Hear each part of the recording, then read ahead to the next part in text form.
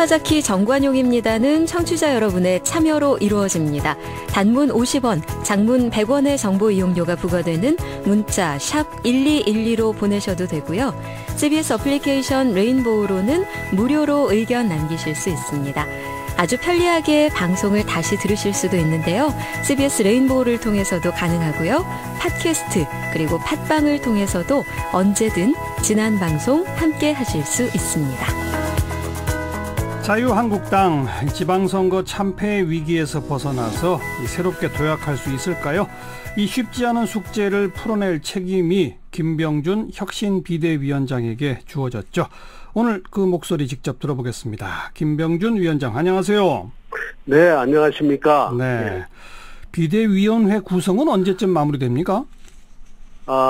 지금 계획은 뭐 거의 그대로 될 듯 합니다만, 예. 어쨌든 화요일 날 그 상임정국위원회를 지금 할 예정입니다. 그러면 그 상임정국위원회의 그 인준을 거쳐야 되니까. 네. 제 마음속에 이제 완성되는 것은 월요일 날 밤이나 화요일 아침이 되겠습니다. 최종적으로. 지금은 완성해 가고 계신 상황인가요? 그렇습니다. 당내 인사, 당외 인사가 어느 정도 참여하게 될까요? 당내는 최소화하려고 합니다. 당연직이 있는데 원외에서 들어온 사람이 돼서 그렇죠. 결국은 이제 원내에 브릿지 역할, 다리 역할을 해줄 분들이 한두 분은 필요하지 않을까 그렇게 생각하고 있습니다. 그럼 그 한두 분만 원내 그 당내 인사고 나머지는 전부 외부 그러니까 인사. 이제 당연직 부분에 한두 분 정도 당내 인사고 나머지는 몇 명이 되든 주로 이제 그 외부 인사를 기용할 예정입니다. 지금 접촉을 계속 하고 계시겠네요. 하고 있고 또 이제 섣불리 그 이야기를 할 수 없기 때문에 아마 이제 오히려 내일쯤부터 본격적인 접촉을 하지 않을까 싶습니다. 네. 근데 지금 비대위원회가 언제까지 활동할지 그 활동 기한하고 활동 권한은 결정돼 있습니까? 당 대표로서 비대위원회 자체가 최고위원회를 대신하기 때문에 그렇죠. 최고위원회가 가진 권한을 다 가진다고 봐야 되겠죠. 그리고 비대위원장 역시 당대표의 권한을 그대로 가지기 때문에 결국 오히려 뭐 그보다 더한 권한을 가져야 된다고 생각하니까 그렇게 보면 되지 않을까 싶습니다. 그리고 활동 기한은요? 언제까지 하는 겁니까? 기한은 제가 이제 새롭게 뭘 좀 세우겠다고 그랬으니까 그 작업이 이제 끝나야 되는데 제가 봐서는 이게 시간이 전당대회 준비하는 그런 비대위처럼 짧게는 가지 않을 것 같습니다. 결국 내년 초까지 가지 않겠나 이렇게 보고 있습니다. 네. 자, 자유한국당을 이제 재건해야 할 책임을 지신 건데 재건하기 위해서는 왜 이렇게 망가졌는지 원인부터 찾아야 되잖아요. 핵심 원인은 뭐라고 보십니까? 핵심 원인이 뭐 여러 가지 입장에서 이야기를 할 수 있겠습니다만 어떤 분은 그 특정 인물이 잘못됐다고 그러고 어떤 분은 개판 논쟁이 잘못됐다 여러 가지를 이야기를 합니다만 제가 보기에 가장 큰 건 역시 그 역사의 흐름을 놓치고 있었던 부분이 있다. 그래서 그 새로운 어떤 역사 인식과 새로운 철학과 가치의 정립 이런 것이 좀 있어야 되지 않겠나 강하게 생각하고 있습니다. 지금 김병준 위원장께서는 역사의 흐름을 어떻게 읽고 계십니까? 그래서 어떤 이념이 필요하다고 보세요? 저는 한마디로 이야기를 하기 힘듭니다만 결국은 그 시장과 공동체의 그 자율의 정신이 좀 더 강하게 부각이 되고 국가가 그 시장과 공동체가 못하는 역할을 또 보충적으로 잘 떠받드는 그러한 관계가 필요하지 않을까 그렇게 생각합니다. 좀 쉽지 않은 그 이야기입니다만 될 수 있으면 쉬운 이야기로 앞으로 풀어가면서 말씀을 드릴까 합니다. 근데 지금 말씀해 주신 시장과 공동체의 자율이 더 커지고 국가는 그거를 좀 보조한다. 즉 작은 정부론이고요. 단순히 그렇지는 않습니다. 왜냐하면은 작은 정부라고 하면은 복지 기능이 작다든가 또 그렇지 않으면 단순히 그 안보 기능이나 평화 기능 같은 것도 좀 작은 걸로 생각하기 쉬운데 예. 실제로 시장과 공동체가 못하는 부분이 굉장히 많거든요. 그렇죠. 불평등을 해소하는 문제라든가 약자를 보호하는 문제, 국가의 안보와 안전을 단단히 다지는 문제, 이런 부분은 결코 작은 역할이 아니라고 생각합니다. 예. 하지만 기존의 자유한국당 그 전신인 새누리당 계속해서 시장 자유를 강조해 왔다는 점에서는 별로 새로울 게 없는 거 아닐까요? 그렇지는 않습니다. 지금 말은 시장 자유라고 우리가 이야기를 해왔지만 그 시장 자유라는 건 그야말로 자기 권리입니다. 그것이 아니라 시장의 자유라고 하면 예를 들어서 기업의 마음대로 할 수 있도록 이런 것보다는 예를 들어서 소비자의 권리를 더 강화시켜서 그 기업을 통제하는 국가가 아닌 소비자가 통제를 하게 한다든가 이런 개념들이 들어가겠죠. 한눈에 탁 들어오게, 한 귀에 쏙 들어오게 뭔가 지금 딱 이름이 나와야 되지 않을까요? 앞으로 고민하겠습니다. 제가 마음대로 이름을 붙여놓으면 그게 서로 잘 통하지 않을 것 같아서 이름을 붙이는 문제에서부터 깊이 서로 마음을 열고 토론을 하려고 합니다. 많은 국민들은 인적 쇄신이 있어야만 당이 바뀌었다라고 느낀다. 대부분 이제 그런 평가인데. 우리가 그렇습니다. 그러나 이제 한편으로 보면 우리만큼 그 현역 교체율이 높은 국가가 별로 없거든요. 그러니까 사람이 바뀐다고 해서 되는 것은 아니다. 이렇게 많은 사람이 이 선거 때마다 바뀌는데도 불구하고 정치는 그 후진적인 모습을 전혀 이제 못 면하고 있는데 그렇다면은 사람 바뀌기 전에 무엇을 기준으로 해서 사람이 바뀌어야 되느냐, 이것부터 우리가 심각하게 고민해야 될 것 아니냐.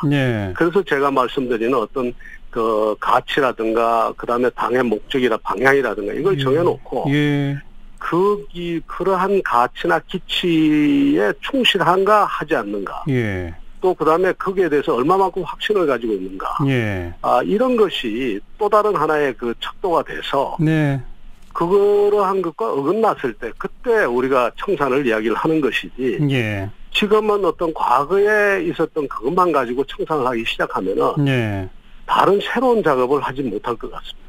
그래서 일단 순서를 세울 것을 먼저 세우고. 알겠습니다. 그렇게 가려고 합니다. 치열하게 비대위원들과 논의를 하셔서 당의 목적, 방향, 가치를 먼저 세우겠다 이 말씀인데 그렇게 딱 가치를 세우면 당내에 있는 많은 의원들이 난 저거 동의 안 합니다. 이렇게 나올 사람이 있을까요? 다 그거 참 훌륭한 얘기입니다 하면 아무도 못 자르는 거 아닙니까? 벌써 제가 듣기야 원내위원장들이나 아니면 뭐 이런 데서 벌써 뉴스에 보니까 한두 분이 뭐 다른 이야기를 하셨더라고요. 그러니까 없지 않아 있을 수도 있습니다. 그러면 그분들하고도 끝까지 말하자면 논쟁을 하든 토론을 하든 어느 쪽이 더 맞는지 제가 뭐 이야기를 해보려고 합니다. 생각을 바꾸는 것이 무엇보다 중요하다고 생각합니다. 구체적인 예 하나를 제가 들어보면 뭐 참여정부 때 청와대 정책실장 하시면서 부동산 정책을 입안하시지 않았습니까? 그렇습니다. 그리고 참여정부의 뭐 부동산 정책의 트레이드마크는 이른바 종부세고요. 근데 그런 그 종부세와 같은 보유세 인상에 대해서 지금까지 자유한국당은 계속 반대 입장이란 말이에요. 그러면 김병준 위원장하고 기존의 자유한국당의 그 부분하고 이게 합치가 될 수 있을까요? 그러니까 이제 그런 부분을 제가 가진 생각이 다른데도 불구하고 저를 불러주셨지 않습니까? 그러니까 이제 이야기를 해봐야죠. 그러니까 저는 여전히 아직도 종부세를 포함한 이 보유과세는 좀 올리고 대신에 거래과세는 좀 떨어뜨려서 부동산 전체의 과세 그 부담은 같은 수준에 묵더라도 이것은 거래과세는 낮추고 이 보유과세는 올리는 것이 그것이 국제적 추세에 맞고 시장 기능을 살리는 데 맞다 이렇게 생각하고 있습니다. 이야기를 해봐야 되겠죠. 그런 식으로 김병준 위원장과 비대위원들이 생각을 모아서 하나씩 던져나가다 보면 기존의 자유한국당과 다른 입장들이 하나하나 나올 거고 그러다 보면 자연스럽게 거기 동의 못하는 사람은 떨어져 나간다 이렇게 해석하면 될까요? 뭐 저는 지금 그렇게 가겠지만 하여간 제가 몇 번이나 다른 데서도 이야기를 드렸습니다만 끝까지 다 같이 갔으면 좋겠다. 그런 생각을 가지고 있습니다. 그러나 당의 방향과 이념 색깔은 바뀐다 이런 말이군요. 바뀐다기보다는 오히려 새롭게 정립한다. 네네. 정말 새롭게 알겠습니다. 만든다는 심정으로 해보려고 합니다. 네네. 자, 한두 가지 그 쟁점인데 이명박 박근혜 전 대통령 구속이 되어 있는 상황에 대해서 말씀하신 가운데 찍어준 사람에게도 책임이 있지 않느냐 이런 발언을 하신 게 조금 논란입니다. 가장 뭐 짧게 이야기하다 보니까 그렇게 됐는데요. 제 입장은 그렇습니다. 결국 우리 그 일반 뭐 상품을 보더라도 이게 말하자면 공장이 좋고 제가 늘 하는 이야기입니다만 공장이 제대로 된 공장이고 공정 과정이 제대로 돼야지 좋은 제품이 나오지 않습니까? 그렇죠. 아무리 우리가 노력해도 그렇죠. 이 공정 과정이 잘못되면 제품이 잘못 나오거든요. 그런데 우리의 정치 과정이라든가 우리가 지금 가지고 있는 이 현실이 이게 어디에 맞지 않는가 하면 좋은 제품을 말하자면 쉽게 말해서 제품이라서 좀 죄송합니다만 좋은 후보가 나오는 구도가 아닙니다. 그러니까 후보 자체가 벌써 좋은 후보가 안 나오는 구도로 우리 정치권이 짜여져 있다는 이야기입니다. 그래서 그런 말하자면 원인에 대한 우리의 분석과 원인에 대한 그 치유 없이 가면 안 되겠다라는 그것을 뭐 이야기하다 보니까 그렇게 된 것 같습니다. 우리 정치 과정의 문제점을 말씀하신 거죠? 그러니까 그렇습니다. 유권자를 비판하시는 그건 절대로 아닙니다. 우리 국민이 어떻게 해요? 선택에 알겠습니다. 폭이 없지 않습니까? 폭이. 지금 대통령 되신 문재인 후보는 그러면 좋은 후보인가요? 다음에 제가 말씀드리겠습니다. 인간적으로 좋으신 분입니다. 인간적으로? 대통령으로서는?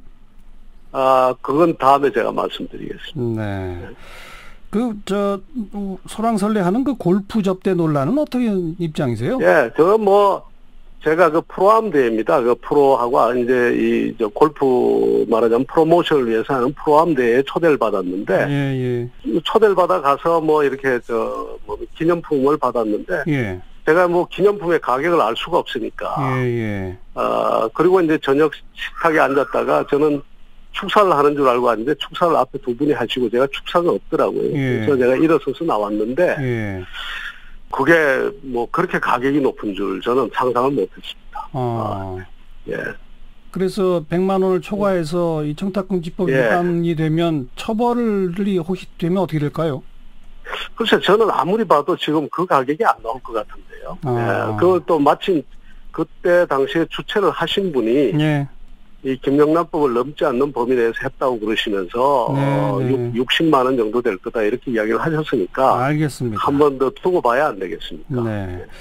자, 그 개헌과 선거제도 개편에 대해서는 어떤 입장이십니까? 어떤 식으로든 저는 필요하다고 생각합니다. 그런데 이게 합의 보기가 참 쉽지 않거든요. 그러면 저는 개헌을 꼭 하지 않더라도 고칠 수 있는 것들이 또 있다고 봅니다. 많은 것. 법률로 할 수 있는 부분이나 아니면 새로운 관행을 만드는 부분. 제가 하나하나 이야기 드리진 않겠습니다만, 실제로 그 국회가 정말 가가지고 우리 정치 제도를 발전시키기 위해서 조금 더 노력한다면 개헌까지 가지 않고도 고칠 수 있는 것들이 있는데 그런 부분들을 찾아서 먼저 제안해보는 것도 좋다고 생각합니다. 예를 들면 어떤 게 있을까요? 책임 총리 이야기를 많이 하지 않습니까? 그렇죠. 책임 총리 이야기를 많이 하고 실제 저는 책임 총리가 상당히 필요하다고 보는데 정말 국회가 그 여야가 합의해서 총리를 국회에서 선출해서 대통령에게 보내면 대통령이 그걸 거절할 수 있을까요? 그렇게 되면은 그 총리는 실세 총리가 되는 거죠. 하다못해 집권당에서 총리를 선거해서 대통령에게 추천하면 대통령이 그 총리를 거부하기가 힘들 겁니다. 그러면 자연스럽게 책임 총리가 된단 말이죠. 하나 꼭 제가 분권 그 책임 총리가 좋다는 게 아니라 책임 총리 분권형 대통령제를 막 이렇게 이야기를 하면서 개헌만 이야기를 하는데 그러지 말고 알겠습니다. 집권당이 그렇게 해주면 된다 이 말. 내후년 총선 이전에 국회의원 선거제도 개편 가능할까요? 선거제도 개편은 이해관계가 몰려서 쉽지는 않을 겁니다. 쉽지는 않을 거라고 보는데 아마 필요성이 이제 점점 더 커지고 있으니까 그건 뭐 여러 그 정당 간에 이야기가 나오지 않겠습니까? 알겠습니다. 예. 아까 문재인 대통령에 대한 평가는 다음에 말씀하시겠다고 했으니까. 왜냐하면은. 조만간 다음에 다시 한번 연락 드릴게요. 예. 아직 좀 이릅니다. 아직은 좀 평가하기 이르다. 네. 예. 네. 여기까지 오늘 고맙습니다. 예. 감사합니다. 자유한국당의 김병준 혁신 비대위원장이었습니다.